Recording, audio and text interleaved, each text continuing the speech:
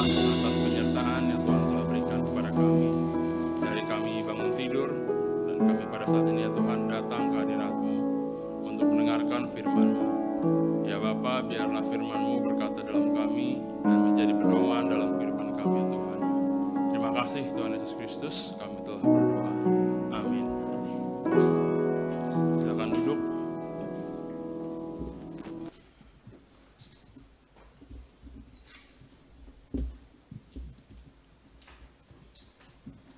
Ya, Shalom, selamat pagi Bapak Ibu yang dikasihi oleh Tuhan. Ya, pada hari ini kita akan kembali belajar mengenai apa yang Tuhan Yesus ajarkan kepada kita sesaat sebelum Tuhan Yesus naik ke surga ya. Kalau di hari Kamis yang lalu kita sudah belajar bersama dengan Pak Yopi ya tentang kenaikan Tuhan, dan hari ini kita akan belajar satu pesan ya sebelum Tuhan Yesus naik ke surga. Mari kita baca dari Yohanes 14 ayat 1 sampai 3.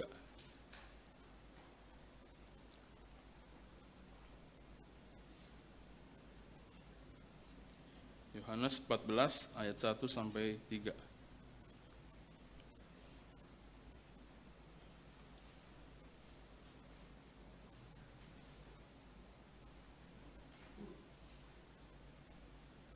Sudah? Ayat 1 sampai 3. Oke ya. Saya akan bacakan untuk kita semua. Yohanes 14 ayat 1 sampai 3. Janganlah gelisah hatimu, percayalah kepada Allah, percayalah juga kepadaku. Di rumah Bapakku banyak tempat tinggal. Jika tidak demikian, tentu aku mengatakannya kepadamu, sebab aku pergi ke situ untuk menyediakan tempat bagimu. Dan apabila aku telah pergi ke situ dan telah menyediakan tempat bagimu, aku akan datang kembali dan membawa kamu ke tempatku, supaya di tempat di mana aku berada, kamu pun berada. Nah, Bapak Ibu Saudara yang terkasih dalam Tuhan, dalam ayat 1 kita telah membaca ya bahwa Yesus berkata kepada murid-muridnya saat itu, janganlah gelisah hatimu. Nah, di sini saya mengutip perkataan dari William Hendrickson dan juga Leon Morris ya, yang mengatakan bahwa maksud dari kata-kata jangan gelisah itu adalah untuk berhenti gelisah atau stop gelisah. Nah, satu pertanyaan yang menarik adalah, mengapa murid-murid saat itu gelisah? Ada yang tahu? Ya, karena pada saat itu tentu Tuhan Yesus sudah mengindikasikan dari pernyataannya bahwa Tuhan Yesus akan meninggalkan murid-muridnya ya. Perlu kita sadari bahwa konsep pemikiran murid-murid saat itu, bahwa Tuhan Yesus itu sebagai Mesias adalah orang yang akan memimpin mereka itu berperang melawan kerajaan Romawi dan menang melawan Raja Romawi, ya, kerajaan Romawi, sehingga mereka nantinya kerajaan Israel bisa kembali berkuasa, ya. Nah, tetapi ternyata itu suatu pemikiran yang keliru, ya. Tuhan Yesus bukan datang sebagai raja yang akan membawa mereka mengalahkan kerajaan Romawi, ya. Jadi tentu mereka mengalami kegelisahan. Kenapa? Karena tadi mereka punya konsep pemikiran seperti itu, dan kemudian seperti yang kita ketahui, ya. Mereka selama 3 tahun sebelumnya kan mereka sudah punya pekerjaan ya, ada yang menjadi nelayan dan lain-lain ya. Nah, kemudian Tuhan Yesus datang kepada mereka, Tuhan Yesus meminta mereka untuk mengikuti Tuhan Yesus. Nah, tentu mereka bingung ya, selama ini mereka sudah menyediakan waktu untuk Tuhan, meninggalkan pekerjaan mereka hanya untuk ikut Tuhan, tapi ternyata ketika mereka sudah ikut Yesus, Yesus malah mau pergi ninggalin mereka ya. Nah, kita percaya bahwa Tuhan Yesus ya adalah Tuhan. Nah, karena dia Tuhan, tentu dia memiliki sifat maha tahu ya. Nah, tentu Tuhan Yesus mengetahui kegelisahan dari hati murid-muridnya. Oleh karena itu dia mengatakan yang tadi ya, janganlah gelisah. Nah, kata janganlah gelisah ini bukan hanya sebagai bentuk pernyataan Tuhan terhadap murid-muridnya, tetapi juga tentu Tuhan juga berbicara ya. Ada 3 hal yang akan kita pelajari. Bagaimana cara ya untuk mengatasi kegelisahan mereka. Nah, yang pertama adalah Yesus berbicara tentang iman. Nah, segera setelah perkataan jangan gelisah ya, kemudian kita mengetahui di ayat selanjutnya ya, di pernyataan selanjutnya adalah berbicara tentang iman dan kepercayaan. Nah, kita lihat tadi di ayat yang pertama ya. Kata percaya itu muncul sebanyak 2 kali di ayat tersebut ya. Janganlah gelisah, percayalah kepada Allah, percayalah juga kepadaku. Nah, di dalam bahasa Yunaninya ya, kalau diterjemahkan, itu kata percayalah itu bisa menjadi bentuk pernyataan, dan yang kedua bisa menjadi bentuk perintah. Nah, di sini saya juga melihat dari kitab King James Version ya, yang menerjemahkan yang pertama itu sebagai pernyataan dan yang kedua sebagai bentuk perintah. Jadi di sini di ayat pertama ini adalah sebuah perintah dari Yesus kepada murid-muridnya pada saat itu untuk percaya ya. Menariknya di sini Tuhan Yesus mengatakan sebanyak 2 kali ya. Percayalah kepada Allah dan percayalah juga kepadaku, yaitu kepada Yesus ya.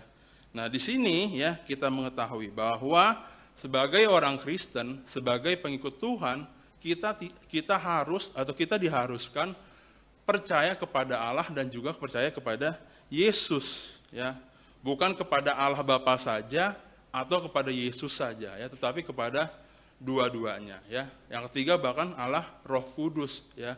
Doktrin gereja kita tentu doktrin Tritunggal ya. Nah, kita akan lihat Yohanes 5 ayat 23. Saya akan bacakan untuk kita semua ya. Supaya semua orang menghormati anak sama seperti mereka menghormati Bapa. Barang siapa tidak menghormati anak, ia juga tidak menghormati Bapa yang mengutus dia. Ya, nah, jadi dari ayat ini ya kita bisa melihat ya, ayat ini membuktikan bahwa Yesus adalah Allah ya. Dia sama seperti Bapa, dia sama seperti Roh Kudus ya. Bahkan di kitab Kejadian kita tahu bahwa Yesus bersama-sama dengan Allah dan bersama-sama dengan Roh Kudus ya pada waktu dunia ini diciptakan. Nah, tentu dari sini kita bisa melihat ya. Dari ayat yang pertama ini kita tahu bahwa Yesus juga adalah Allah ya. Nah, tadi kita berbicara tentang iman. Di sini ya, yang saya tangkap adalah bahwa ketika kita punya kegelisahan, kita punya permasalahan di dalam hidup kita, kita harus percaya, kita harus beriman kepada Yesus, kepada Allah ya, bahwa apapun yang terjadi dalam hidup kita tentu tidak lepas dari penyertaan Allah atau pernyataan Tuhan ya. Jadi tentu ya kita sadari bahwa setiap hari ya mungkin kita sedang punya masalah. Baik masalah yang mungkin menurut kita mungkin masalah yang bisa kita hadapi ya ataupun yang tidak bisa kita hadapi. Ingat bahwa Tuhan meminta kita untuk percaya kepadanya ya. Semalam kebetulan saya sharing di pemuda ya. Tuhan mengatakan trust in me ya. Tuhan berbicara bahwa apapun permasalahan kita, kita harus percaya kepada Tuhan, bahwa Tuhan akan selalu menyertai kita dan menolong kita di dalam setiap permasalahan kita.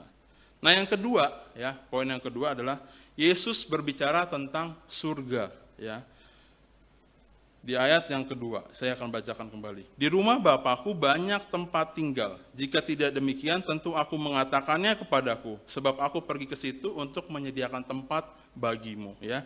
Nah, jelas sekali bahwa ayat kedua ini berbicara rumah Bapakku itu jelas menunjuk kepada surga. Ya.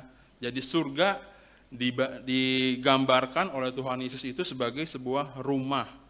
Saya akan bacakan kitab 2 Korintus 5 ayat 1. Tolong ditampilkan ya. Karena kami tahu bahwa jika kemah tempat kediaman kami di bumi ini dibongkar, Allah telah menyediakan suatu tempat kediaman di sorga bagi kita. Suatu tempat kediaman yang kekal yang tidak dibuat oleh tangan manusia. Ya, jadi jelas bahwa dari ayat ini kita mengetahui ya bahwa Yesus menggambarkan bahwa surga itu sebagai sebuah rumah. Nah, yang kedua, Yesus mengatakan bahwa di surga itu ada banyak tempat tinggal. Nah, seringkali ya kata banyak tempat tinggal ini menjadi sebuah problem ya, di mana kita tahu kaum pluralisme yang sangat ekstrim ya mengatakan bahwa sebenarnya semua agama itu sama ya, Tuhannya sama, cuman jalannya yang berbeda. Apakah demikian?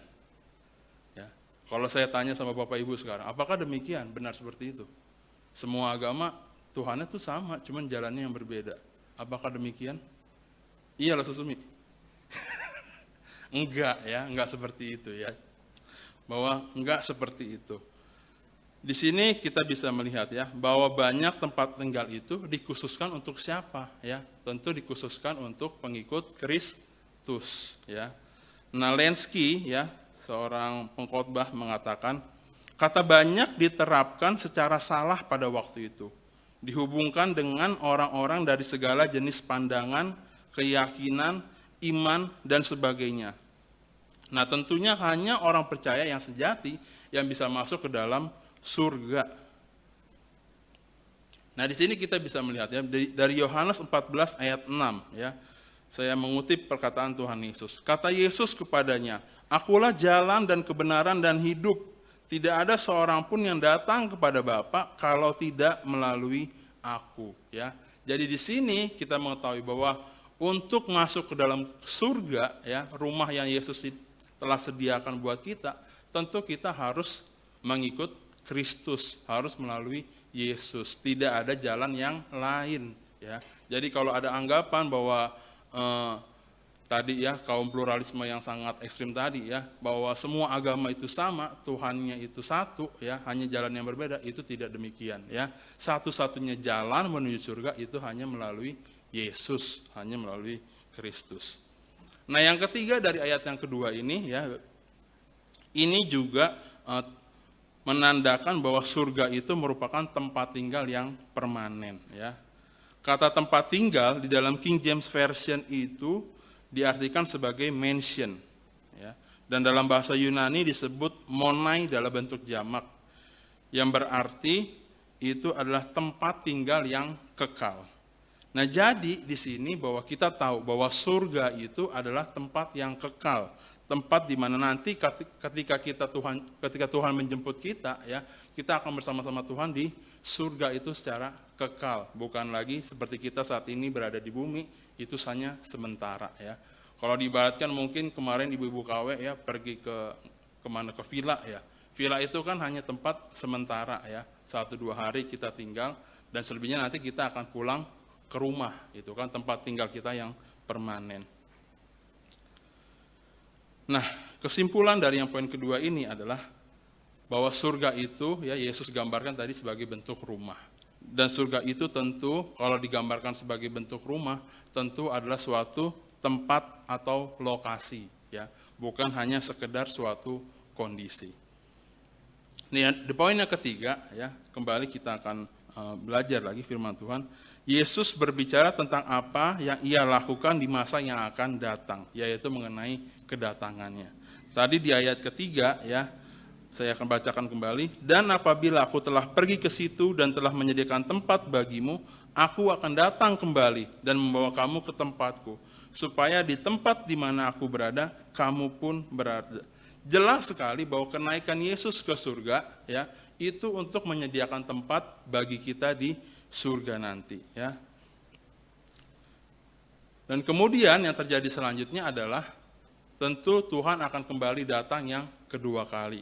Kapan waktunya nggak ada seorang pun yang tahu. Jadi di mana saat ini kondisinya adalah ketika kita mati ya, tubuh kita akan dimakamkan dan arwah kita akan nanti masuk ke dalam alam maut. Nah, ketika Tuhan Yesus datang ke dunia yang untuk yang kedua kalinya, itu dia menjemput kita ya. Badan kita ya akan dibangkitkan kembali, kemudian juga bersama-sama dengan roh kita, dan Tuhan Yesus akan naik ke surga. Di sini jelas bahwa Tuhan menginginkan sebuah persekutuan antara mempelai pria yaitu Tuhan Yesus dan mempelai perempuan yaitu pengikut Kristus atau umat Tuhan. Nah, mungkin seringkali ya di sini kita mengetahui bahwa Tuhan itu menginginkan persekutuan antara kita dan dirinya. Tapi mungkin saja ya pada saat ini mungkin kita datang ke gereja hanya untuk sebuah rutinitas. Doa kita mungkin hanya doa yang meminta kepada Tuhan ya. Seringkali mungkin ya, baik saya sendiri mungkin ya, ketika berdoa hanya meminta. Sedangkan di doa itu bukan hanya meminta, tapi kita juga harus mengucap syukur, berterima kasih kepada Tuhan, menyembah Tuhan ya. Yang Tuhan inginkan adalah bentuk persekutuan antara kita dengan dirinya. Dan di sini kita diingatkan bahwa Yesus mau kita bersekutu terhadap Dia. Nah, jadi Bapak Ibu Saudara, kesimpulan dari 3 poin tadi adalah ketika kita gelisah ya, Tuhan meminta kita untuk supaya kita percaya dan beriman kepada dirinya. Dan jangan gelisah, kenapa? Karena Tuhan sudah menyediakan tempat tinggal buat kita, yaitu surga. Ya.